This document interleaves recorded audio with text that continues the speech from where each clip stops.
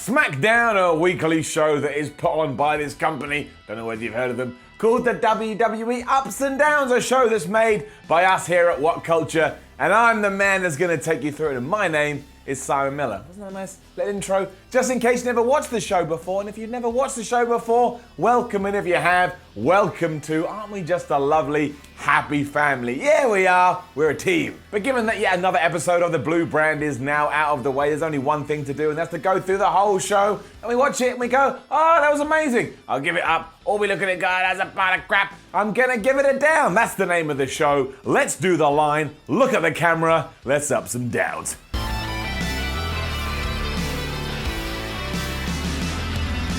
Anyone else starting to think that maybe, just maybe, Samoa Joe should win the Money in the Bank because he keeps getting more awesome each week? I do too. Up. And that's exactly what he proved once again at the start of SmackDown. As he came to the ring, he got a ladder, he climbed up the ladder, he grabbed that briefcase and began to cut a promo on Daniel Bryan that sounded as if he was actually gonna kill him. He used some biblical terms here to really ram it home and said Bryan should call his family and let them know that when he does indeed return from the pay-per-view, he's not going to be the same man because of everything the Samoan one is going to do to him. Joe sounded like an absolute madman here in the best possible way, and yes, Samoa Joe is brilliant. And can somebody please get this man prepped for a world title run? Because he's clearly able to do that. That would clearly be amazing. Why aren't we doing amazing things? Eventually, Daniel Bryan arrived and fairly said to Samoa Joe, "Stop talking about my family, pal," because, that's pretty bad. And just as they got in each other's faces, Big Cass turned up. Now, I got nothing against Big Cass, but this wasn't the time. It wasn't the time, WWE.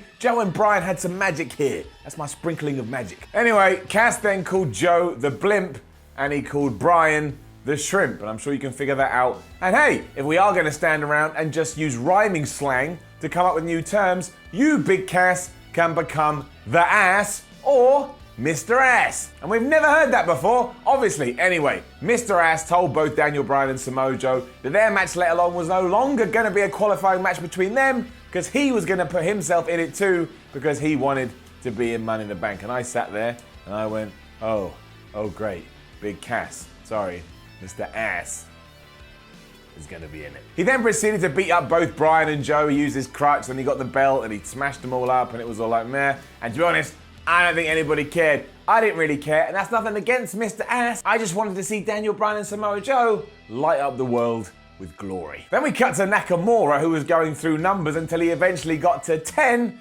and he then just ripped it up because he is indeed going to be fighting Ty Dillinger later. That's crap. Down. We then had some backstage stuff with Paige, and while that was fun in and of itself, I didn't like the outcome. Let's get her down. Firstly, she put Mandy Rose against Asuka after her and Deville had insulted Paige. They said she was a crap GM. And then Renee Young caught up with the SmackDown general manager and they kept walking because you can't stop, you've got to walk. It makes you look good. But while they were doing that, she said, "What's the deal with Big Cass?" And Paige actually did say, "Yeah, it's going to be a triple threat match later." And once again I went, I don't think I want this. Nakamura versus Dillinger was good though. Getting up. It was just a really good match, and while it did have some dumb number stuff while they're outside the ring, eventually Nakamura smashed Dillinger with a Kinshasa, and after the match, because he's the bad guy, he did it again, and he got on the mic and he counted to 10. A little bit too obsessed with numbers here, but look, Nakamura came across great, mostly because Nakamura's great. AJ Styles then cut a pretty generic interview where he did indeed say at the pay-per-view he would beat Shinsuke Nakamura. And hilariously, this was really by the numbers, and given what we had just seen, with numbers, it's quite ironic, but you know what, it was decent, whatever, up. Next was a dance-off between Lana and Naomi. Long live the women's revolution. Down. Now this wasn't bad, but it was just pointless. Lana came out and she did a little dance, and she was with Rusev Day. Then Naomi came out and she did a dance too, and she was with the Usos, and then afterwards they shook hands. It was like, yay, dancing. I just have no idea who this was for, especially because then Lana turned her back on Naomi. She hit her with a neck breaker. She then slapped Jimmy Uso, and that just meant everybody got into a big fight. The Usos beat up Rusev Day. Naomi eventually got her revenge on Lana that quick. And that was that. And it makes even less sense because now Lana's a heel again, even though last week she was kind of a face, and everybody cheered her. What? And we all know what the answer is. You wanted to cheer Rusev, not allowed to. Wanted to cheer in English, not allowed to. Wanted to cheer Lana, not allowed to. More fool us. I did, however, like everything that happened between the New Day, the Miz and The Bar. Let's get it up. It started backstage with Mr. Bootyworth delivering pancakes to the New Day, and then it cut to The Bar and The Miz, who were practicing trying to catch pancakes as they were blindfolded. And yeah, that sounds really weird. It was really weird. It was also really fun. And then the match was good too, so that's gonna get an up as well. It was nothing out of the ordinary, it's what you'd expect. Eventually Big E beat The Miz after the big ending, and then the New Day looked around and did the whole hoo hoo hoo hoo, because we still don't know which one of them is gonna go into the Money in the Bank match. Now that's a little bit weird. Whatever, we can string that out over the next few weeks. Probably need to reveal that next week. But yeah, this was a nice, 10 minutes, whatever it was. Made me feel all warm inside. An absolutely bizarre promo followed with Gallows and Anderson. I like bizarre. It started off as your standard interview where they were bigging up Money in the Bank and saying they're gonna win the SmackDown tag team titles.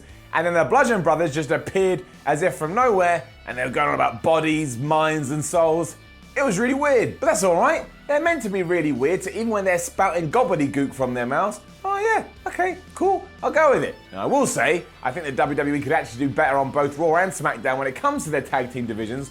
SmackDown a hell of a lot better than Raw, but that means this was a lot better than what happened on Raw. Asuka then did indeed beat Mandy Rose, even though she got beaten up beforehand by Sonya Deville. And afterwards, Carmella got in the ring and was all like, Asuka, because they are indeed going to have a match at Money in the Bank. Now, I'm going to focus on this as much as WWE seems to, which means we're done. However, we then cut to Becky and Charlotte backstage, and while this was a little bit cringy, it was all right, It started with Charlotte gazing off into the distance, saying that she can see herself winning Money in the Bank, to which Becky Lynch responded, she could just see the wall. Paige then arrived and made a match between them next week. And yeah, that makes no sense to me either, especially because before this, the GM had been going, I hope one of you brings that briefcase back to SmackDown. So what better way to ensure that than to have two people that actually could win it, beat the crap out of each other, and potentially be too injured to even be in there in the first place. And then it was the main event, which always surprises me because I forget that SmackDown's only 2 hours. And yes, it was Big Cass versus Samoa Joe versus Daniel Bryan. It was good, so it is getting it up. I ain't gonna lie, I'd prefer it if Big Cass wasn't in there. He did hold his own though, but of course Joe and Bryan were the focus here. That's who you wanted to see, and they flew around the ring with aplomb, and people don't use that word enough. Joe once again came across like a murderer, and Daniel Bryan is just a damn good wrestler. It's the finish that made me sad though, and that's getting her down. Now, I don't mind that Samoa Joe choked out Daniel Bryan with a Kikita clutch. It doesn't bother me. It's Samoa Joe, he's over, he's a good heel, and I don't mind Daniel Bryan losing. What I do mind though, is that after this was all said and done, how did SmackDown go off the air? That's right, Big Cass, Mr. Ass, smashed Bryan in the face with a big boot, and that was it. The 7-foot guy who you can't teach. So I just don't want to see any more of that feud, more so because what I was just teased with here, namely Samoa Joe versus Daniel Bryan, and Mr. Ass is fine, but that's not what I'm getting at. I want to see Bryan Joe, I want to see Bryan Nakamura, I want to see Bryan Styles, and I want to see them on the biggest stages. With that all said, I thought SmackDown was decent this week. It always flies by, there's a lot going on, do not understand what is going on with Rusev anymore, but maybe he'll win Money in the Bank. He ain't going to win Money in the Bank. I can't even remember if he's in it, because they don't talk about it. But otherwise, decent show. Decent show. Now don't forget to leave a comment below and let us know what you thought about last night's SmackDown. Like, share and subscribe. Head over to whatculture.com and read some articles about SmackDown. There's loads, including an ups and downs one. It's not written by me, but it's still good. And you can follow What Culture on Twitter at WhatCultureWW. And again, go share this video, because why not? Look how happy you make me. Really happy. My name is Simon from What Culture. This was indeed Ups and Downs. I never do this. One final up, and that's to you for watching. Cheesy as shit. Hey guys, thanks for watching the video. Don't forget to subscribe below, and if you're looking for more content like this, then try a few things that are floating about around my ears. It might be fun. I can't promise it though, but it might be.